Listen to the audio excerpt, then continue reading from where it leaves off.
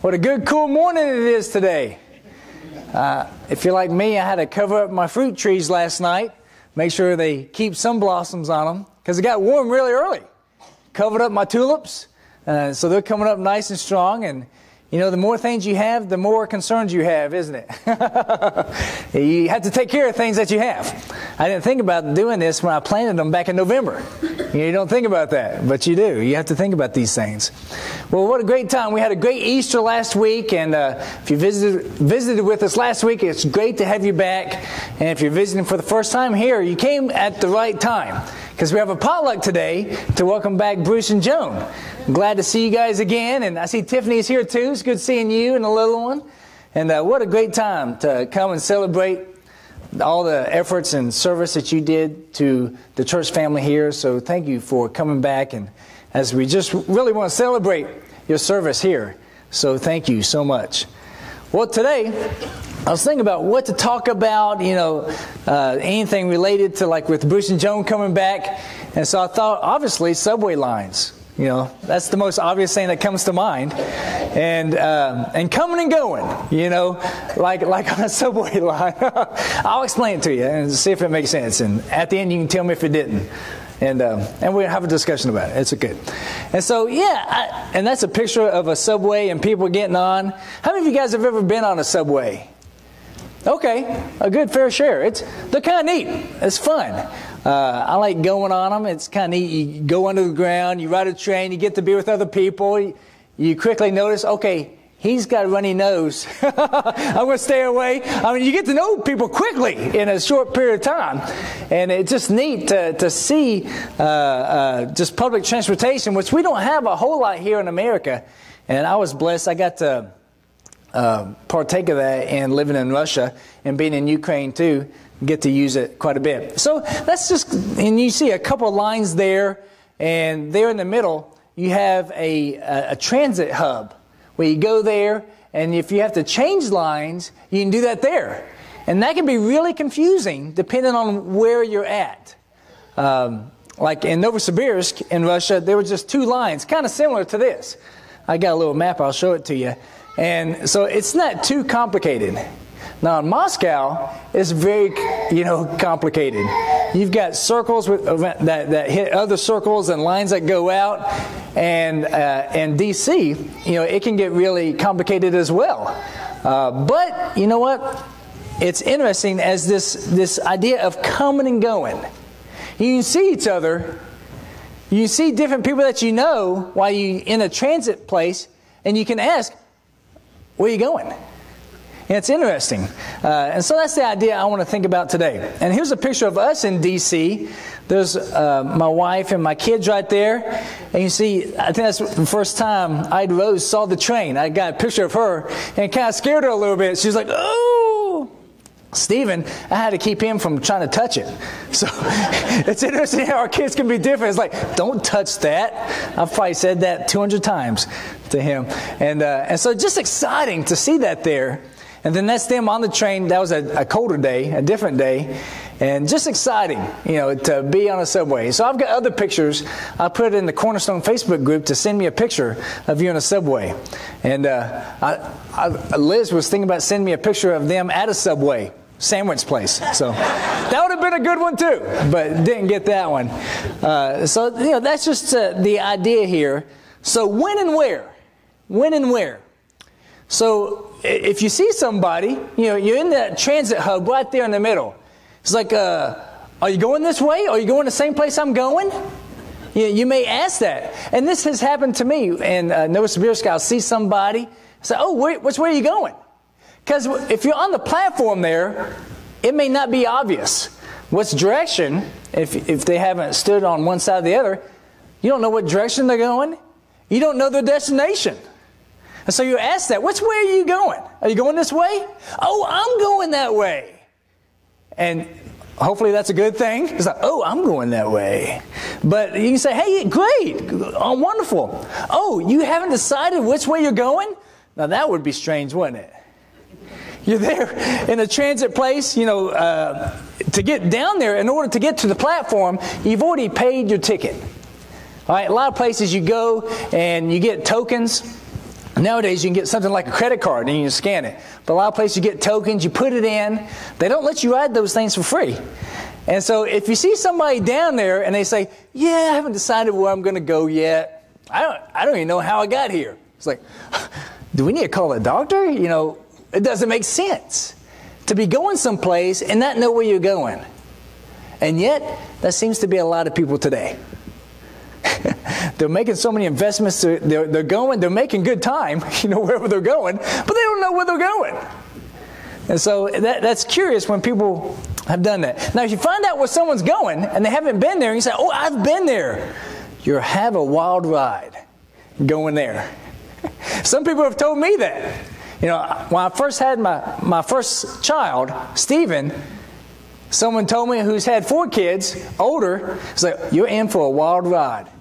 And I'm like, okay, not being on that ride before, I don't know about it. But someone who's been on that ride before is saying, oh, some things are going to happen. They can tell me some things about what I can expect in life because they've been on the track farther down than me. Isn't that a blessing? To be able to talk to someone who's been someplace in life before and you can talk to them. And Bruce has done this with me. My first year here, he was a huge blessing to me, introducing me to so many of you and talking to me about the situation and the roads. I didn't know the roads here. Just one of those things that you have to think about. When you go to a place for the first time, you have to know how to move around. You have to know where people are. So I appreciate Henry reading this passage. I'm going to read it again. Come now, you who say, today or tomorrow we will go to such and such a city and spend a year there and engage in business and make a profit. Yet you do not know what your life will be like tomorrow. You are just a vapor that appears for a little while and then vanishes away. Instead, you ought to say, if the Lord wills, we will live and also do this or that. But as it is, you boast in your arrogance. All such boasting is evil. Therefore, to one who knows the right thing to do and does not do it, to him it is a sin. So this is a great passage. It's one of my favorite passages that I have. And so where are your plans? What are your plans? What is your destination? Now this is the metro map of Washington, D.C. There's lots of stops there, aren't there? And if you can see, there's different places here. Like right here, if it's a big circle, then that's a place where you can transition from one line to another. So here, you can transition from the red to the blue or vice versa. Here, you can transition from the red, blue, green, or yellow. Could you imagine going and getting on the subway system here in Washington, D.C. and not having a map? You just get to one place. Let's say you're way up there on the red and you want to get down here on the green. And you don't have a map. You've never been there before. You're in for a wild ride. And you're just going by feeling. You know what? The subway God will lead me to the right way. He knows where I want to go. And He'll help me get to my destination because He loves me. He doesn't want me to get uncomfortable. And by doing it that way, you end up way down here in the blue and you get robbed. Now, when we made this trip last April to come to D.C., and I used this Airbnb, pick a place to stay, to rent a place from a guy that I didn't know. It's exciting, right? And I was talking to somebody that we do know, that Arsik knows. She's an Armenian there. She told me certain places of the city that I do not want to go. It's like, this place here? Yeah, I see it on the map. Never go there. Forget that place exists. I was like, good to know. Once again, it helps to know someone that knows the area. And we ended up staying in a great place just on the in Arlington, over there. And so it was a great place to stay, and we had a great time. And with the map, with the help of the map, see there, you got the Smithsonian there, and all the mall area there. See so many different things. It's amazing. And having a map was a big help. If I was just trying to go there by the subway God's help, without knowing anything, it would have been embarrassing. Especially with me being the leader of the family, telling them, like, I know how to get there, don't worry. And I've never been there before. How else would I get there if I didn't have a map? I would have been embarrassed, and we would have been in trouble, and I would have been in trouble in multiple ways. So here's a good question. Are you going someplace? Do you have a destination? Do you have a place that you're going to? Or perhaps you arrived. You know, if you see someone there on the platform, it could be they say, oh, I just got here. This is my destination. You would have no idea. And you see people in life, and you may talk to them, it's like, oh, what's your plans in life? And if they say, I have no plans. My plans are to eat at Ruby Tuesdays at 1 o'clock. That's my plans for life. After that, I have no plans whatsoever. And some things may come to your mind about that. Well, that's exciting. That's really fun. Or you may think, I do not want to be on that ride. And as you have more responsibilities, you get married, you have kids, you can't do things like that anymore, can you? Not responsibly. You know, I remember I graduated from engineering school at the University of Tennessee on a Saturday, and I started graduate school at Abilene Christian on that following Monday in 1999. And I was packing up my little Chevrolet Beretta there, 2-door, with everything I owned. And my sister-in-law was there, happened to be there with my brother, of course, visiting. And she said, oh, where are you going to stay there in Abilene? I was like, I have no idea. She laughed. I was like, okay, really, where are you staying? I don't know yet. Poor planning. But at that time in my life, single, you know, I loved living like that. I was like, I was just going to go there, get there early enough, and go find a church and see if they'll let me stay there for a while until I get settled. And she was like, are you kidding me? I was like, no. And I could say that excitedly. It's like, no. And she's like, here's the phone number and address of my great uncle, Mr. Shake. He taught biology there. He was a professor. And that's before cell phones and stuff. And so I had the address, and I didn't know where this place was. I didn't have a map of the place yet. I'd only been there once before when I visited, and they offered me a scholarship to go to school there.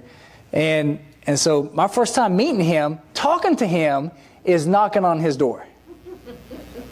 Exciting times, right? But I would never do that with R-Seek and the kids now. It's like, sweetie, let's not disrupt. Let's move someplace. I know no one there. I don't even know where we're going to stay. We wouldn't even get one bag packed. Okay, we wouldn't do that. But yet people live their lives this way. People live and have families and do this. It makes no sense whatsoever to not to have a good plan for life. And us as Christians, we have a plan, don't we? And the thing is, there is a God. He's not the subway God. But He is a God that tells us, you know what, there is a path that is best for you, laid out for you. And it's exciting. It's an exciting ride. Or is this a stop to where you're going? And some people that may be true. Vandalia, Huber Heights, this area may not be your last stop. It probably isn't my last stop. Kind of wild to think about as I plant flowers and things here. We continue on in life, don't we? Or maybe this is your goal here, and spiritually, maybe this is where you want to be. I want to be a Christian. I want to become to church, and I want to be a 2 Sundays a month Christian, and that's my goal. Or I want to continue to grow. I want to continue to mature. I want to be a deacon one day. I want to be an elder one day. I want to plant roots here and spiritually plant roots in my children's lives. Is that your goal? I hope you have goals in your life. Spiritual goals. Because if you don't have goals, if you don't have plans in your life, then that's probably going to be the destination that you end up. Nowhere significantly. And so that can be a huge danger. You won't know unless you have a plan. You won't know where you're going. You won't know if you've gotten there. You won't know much anything unless you have a plan, unless you have an idea. Like my idea as I was graduating from University of Tennessee was to be a missionary and go into campus ministry. That was my plans for the next 10 years, and I didn't really know what I was going to do after that. Maybe go into preaching, maybe stay in campus ministry, maybe go back into the mission field. But loosely, that was my plans. And I did that. I was a missionary in Russia for 3 years. I was a campus minister for 8 years. And then here I am today. So you can have spiritual plans. You can have family plans. You can plan to cry if you don't like the sermon. You don't know what's going to happen. But if you have a plan, you can have an idea. And you have something to go from. Now here's the metro station there in Novosibirsk where I lived. And I lived up here. I would have to travel an hour to get to the northernmost metro stop. And I'd have to go here to Studienskaya, which is where the big university was, which is how I got my visa there, to study Russian. Now, not even knowing the language well at all when I moved there, I had to have a map. It gave me a sense of security. Can you imagine going to a place you didn't know the language and didn't even have a map? To make it even harder on yourself, why would you do that? When I moved there, it was in January of 2002, my teammate, he put me on a van here on this Studienskaya. He told me what stop to get off of, and that's all I knew. And once again, this is before cell phones, right? And it was iced over. The windows were iced over. I couldn't see outside. This is in Siberia in January. So there's a couple of meters of snow outside, ice on the van, and I couldn't see outside. He said, get off on the second stop once you turn left up here. Praise God, I'm still alive. I praise God, I'm still alive. And I asked the guy, is this it? Is this a stop? Is this a stop? And the little Russian, I only knew a couple of Russian phrases at that time. And thankfully, he stopped at the right place and looked at me and pointed out. I said, yes, sir. And I got out. And the family that I lived with for 10 months was there to greet me. Praise God. Even though it was minus 20. And so maps are a great blessing to us if you use them. You know, there's people who have maps that don't use them and they get lost. It's like, well, you need a map. Oh, I have a map. It's like, why don't you use it? You ask that as if I'm stupid. It's like, yes, you're correct. And we have a map, don't we? We have a map in the Bible. The Bible is a great map, but if you're not a Christian, it's like it's a map in a different language. But you can still use it. You can still use it to navigate, to get through life, to get to a point where you can learn the routes and be able to get more accustomed and make wiser decisions. There's Logan. Isn't he cute? Now, this was not taken last weekend. And so you can see the name of the stop up there. Franconia and Springfield, I guess. So what year was that, Wendy? He was about 6. And he's what now, 14? 2009. Okay, 2009. So that's him on a train there. And you know what? He doesn't look the same. Psalms 39, 4-5. Lord, make me to know my end. And what is the extent of my days? Let me know how transient I am. Behold, you have made my days as handbreadths, and my lifetime as nothing in your sight. Surely every man at his best is a mere breath. Isn't that amazing? And it's so true. We have such a short time here in this life. And seeing Logan there, you know, those years ago, it kind of looks like Evan. Is that Evan? And you can see so much change in his life now. You know, I see that picture of my kids from a year ago, different. Bruce and Joan, cute little grandson you have now, you're going to see great changes. And there's things that we can learn from that. It's a blessing to know one's mortality. It's a blessing to know I'm not here forever. If you're going to be here forever, you're going to live here for millions of years and you're only getting started at the end of that time, you're going to make decisions drastically different than if you know, I've only got 70 years or 100 or 40. You're going to make different decisions then. If you're going to be here for eternity, and you marry somebody who's only going to be here for 60, 70, 80 years, you'll say, this is my first marriage, or this is my 22nd marriage. It's not a big deal. But if you're only going to get married one time, you're going to make that decision serious, aren't you? If you understand your mortality, you know what? You're going to die one day. You're going to be in a place and time where you're going to need to have enough resources together to support yourself. You're going to make retirement plans. If you know that you need to have a career, then you're going to go to school to get educated, to possibly get trained to do something. If you understand your mortality, you understand that you have a finite life. And what a great blessing that is, to understand that, to know that. Once again, it amazes me when people talk about someone who died when they're 120, and they act shocked. I can't believe she died. It's like, really? Was the 110th birthday not an idea to start thinking about it?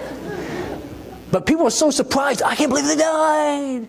And someone say, you know what? Doctor said I may die. Well, I could tell you that. I could have told you that and you could pay me money. But life changes so fast. You have plans and you have things that you're going to do, and then life changes in a moment, doesn't it? For those of you that have been a subway, use subways, have you ever been on a train, you're so confident, and you see a stop, and you realize, I'm on the wrong train. Life changes fast when you realize you're on the wrong train. You're going the wrong way. That's happened to me before. Being up Chicago, going to a Cubs game to get off on Addison there on the red line. We're excited, getting our stuff together, and we see a stop. We're going to Clark. We're going the wrong direction. You got to get off quick. You got to make changes. And you wouldn't know that unless you knew where you were going. You wouldn't know that unless you had a map. But life changes so quick. You have to be ready to make changes. Say, okay, this is not where I want to go. You know you want to be a Christian. You know you want to have a Christian family. You know you want to do things. And you see your family start making unchristian decisions. It's like, this is not what I want to happen. Or you start making unchristian decisions. You wake up and you have a hangover and it's like, this is not the stop I want to be at. I need to make a change. I need to make a change. Each moment is unique and never to come again. This Sunday morning, on April 3rd, is the only day you're going to have like this, ever. Ever. You won't say, you know, next Easter, next Sunday after Easter, next Easter I'm going to invite my friends to come to church. You only have each moment one time, and it's gone forever. Once again, once you know that you're transient, once you know that you're not here forever, you appreciate each moment more. And the older you get, the more mature you get, the more you appreciate each moment. So when your own child asks you silly questions, you get frustrated. When your grandchild asks you silly questions, you say, oh, that's so cute. Because you understand more. You appreciate more each moment. And I want you to understand that each moment that you have, you only have it one time. Make the most of it for God. And when you make the most of it for God, you make the most of it for yourself. It's just true. It's just true. Do you think Paul understood this? Do you think he did? I think so. Ephesians 5:15-16. Therefore be careful how you walk, not as unwise men, but as wise, making the most of your time because the days are evil. The days are evil. Not that the days are evil, they're going out to get you. The days are evil because you only have them one time. And Paul lived his life in such a way that he didn't want to have any regrets whatsoever. I'm going to say what's on my mind. I'm going to say what people need. I don't care if I get beaten, I get thrown in jail, anything. I am not going to live this life with regrets. Do you know that guy? Who's that guy? That's Curry Meyer. A few years ago, and a lot more hair. I think he was in Belgium there. Where's your boasting? You know, it says there in that James passage, where's your boasting? What do you boast about? Is it in yourself? You say, hey, look at me. I got your attention. I want to impress you. Well, look at my life. This is the best way to impress you. If you do that, you probably get embarrassed. What are the hopes and dreams of 10 years ago in your life? Can you think back to that? 2006. What were your hopes and dreams? If it was to survive 5 more years, you thoroughly surpassed that. Good job. If you were 6, you didn't have any really. It's like, to eat pizza every day. You know, whatever it may be. So depending on your maturity level, you know, they're going to be different. But if you have been a mature Christian for 10 years, then they should be similar. FJ, was it to have pizza every day? You didn't have pizza 10 years ago. Oh, so sad. Oh, when you're 6 years old? Yeah. And so, you know, if you are a mature Christian, your overall goal in 10 years from now is going to be similar to what they are now. And that's cool to know that as a mature Christian, your goals are going to stay consistent. Your big goals in life are going to be forever the same. Now, Johnny, a.k.a. Logan, and Tiffany, this may be your last time here as single people. They're getting married 2 weeks ago yesterday. 2 weeks from yesterday. That's exciting. I doubt 10 years ago, Tiffany, your goal was to marry Logan, since you didn't know Logan existed. Well, Jonathan and Logan. He goes by both. Yeah. I didn't know that either until I did the premarital counseling. It's so crazy. My first name is not David. You know, how many of you guys know that? And so you know, you don't have these plans. You don't know what God's going to do for you in your life.